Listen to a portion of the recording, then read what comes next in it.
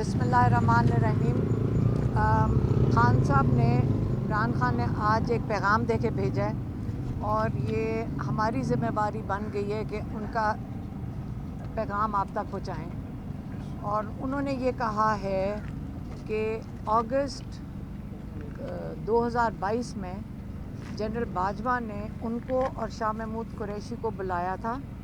اور انہوں نے یہ کہا تھا کہ آپ جو احتجاج کر رہے ہیں رجیم چینج کا، جو ان کی حکومت گرائی گئی اس کے اوپر جو احتجاج ہے، اگر اس کو بند کر دیں۔ انہوں نے جو ان کو آفر دیا، میں آج آپ کو اس کا بتانا چاہتی ہوں جو خان صاحب نے ہمیں بتایا ہے۔ انہوں نے کہا کہ انہوں نے آفر یہ دی تھی کہ اگر آپ احتجاج بند کرو گے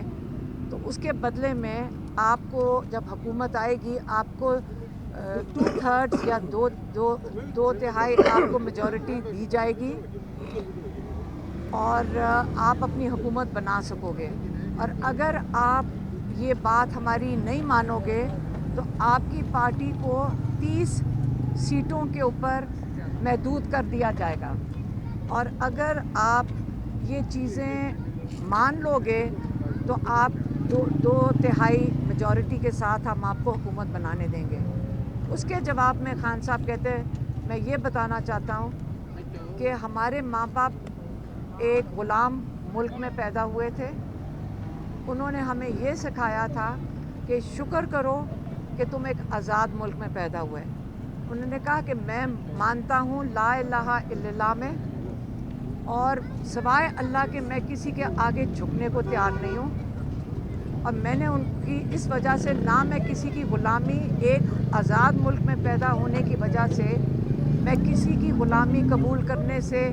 میں بالکل انکاری ہوں، اور اس سے بہتر ہے کہ موت بہتر ہے اس سے کہ ہم کسی کی غلامی ایک آزاد ملک میں قبول کریں۔ یہ ان کا پیغام تھا، میں نے آپ تک پہنچا دیا ہے۔ یہ بتائیں کہ خان صاحب کی آپ سے اندر ملاقات ہوئی ہے، ٹھیک ہے، سارے کیسز کے حوالے سے بھی ظاہری سی بات ہے آپ ڈیلی آتی ہیں، اور کیسا اس سارا کو دیکھ رہی ہیں، اور خان صاحب نے کیا ٹکٹوں کے حوالے سے یا باقی جو ہے وہ اگر کچھ جو ہیں لوگ وہ اوپن ٹرائل تو ہو نہیں رہا، ٹھیک ہے، ہم مخصوص نام اندر جا رہے ہیں، اس حوالے سے آپ کا باقی کیا کہنا ہے؟ دیکھیں روز ایک کیس ہو رہا ہوتا ہے خان صاحب کا اوپن ٹرائل میں۔ میرے خیال اب 3-4 صحافیوں کو تو اجازت ملتی ہے آنے کی اندر، اور ہم امید کرتے ہیں کہ وہ صحافی آ کے اپنے باقی صحافی بھائیوں کو ان کا پیغام جو ہوتا ہے وہ دے دیتے ہوں گے۔